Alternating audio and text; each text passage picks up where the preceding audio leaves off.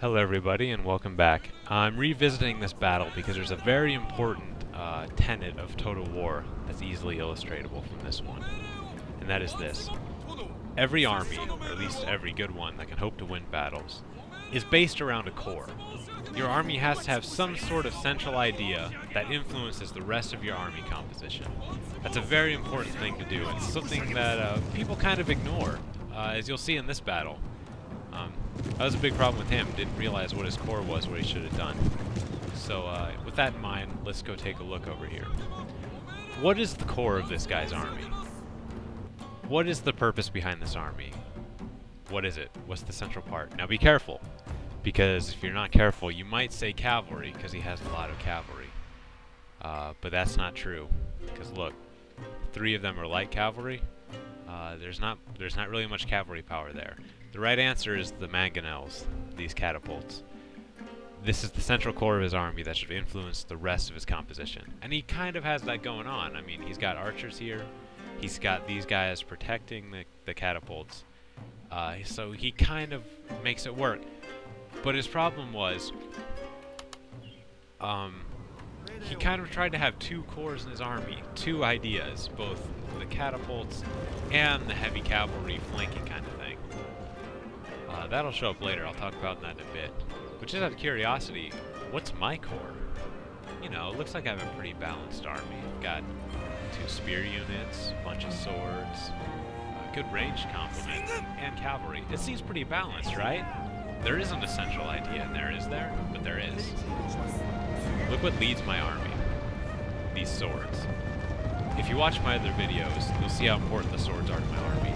The point of this army is to be able to pin down the enemy and take them out in close melee and just win in a toe-to-toe fight. Everything else, the missile units and the cavalry, is there to support that idea, to cover those swords and buy them time to just mow down the enemy in close combat. That's the point of my army. Now here's what I mean about not using your core right and thinking you have to. What he should have done here, he has so much cavalry, most of it light cavalry, which isn't really good for anything except scaring people off. He should have had his cavalry out proactively screening his army and slowing me down so his Mangonels could get off as many shots as possible. But he didn't do that. He held them back like they were heavy cavalry, you know, like around hammer and anvil, conventional tactics sort of thing. So he divides his focus in 2, and that really hurts his army. I clearly have an infantry advantage here. I mean, half his army is Ashigar. He only has a couple really solid infantry. What, 2 katana units? Yeah, 3 units of katana samurai. That's it for the infantry corps. He can't hold in a prolonged fight. His only hope is to either kill a bunch of people with Mangonels or at least do morale damage, because his light cavalry is going to do nothing. So here they are moving now, when I'm basically out of range with Mangonels. They might get off 1 more shot, maybe. And so he is pretty much done right here. I've neutralized the core of his army. That's what you want to do when you're attacking. This is why attack is better. Because when you're attacking, you have the power to neutralize the other guy's core. You have the power. And that's what matters. If you can neutralize this guy's core, which I did with my suicide cavalry, move them up, neutralize that core of his army, he was basically helpless past that point. Now he tries to move some cavalry around here, but I'm able to easily respond to it. His cavalry is not the core of the army. His cavalry is not strong. It's just light cavalry and a bow cavalry. 1 katana. No big deal. So he didn't recognize what the core of his army was. This is extremely important. This is what you need to decide before going into the battle. Battles in this game are different than most strategy games. Games maybe like StarCraft or Age of Empires.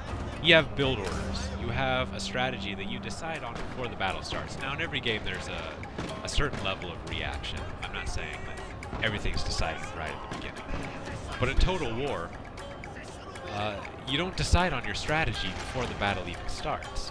You have your army, which is hopefully fairly balanced and can respond to anything. But it's only after you see the other guy's army that you can really start strategizing. So this is important. Know what the core of your army is. Have an idea that you build the rest of your army around. Then identify the other guy's core and go straight for it. Neutralize it as soon as possible, because once he loses that, the battle is over. Which is what I did here. The Mangonels got 2 shots off for that entire period. 2 shots. That is it. basically did nothing to my force.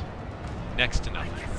And he had nothing after that. His cavalry wasn't strong enough to take it close range, nor was his infantry. He had nothing outside of that catapult unit, and I neutralized it. Easy. No way I could have lost it. So keep that in mind when you're making your army, when the battle starts, and try to attack. I know defending sounds like the obvious tactical superior tactics, you know. It's obvious, defend. But that's not quite the case.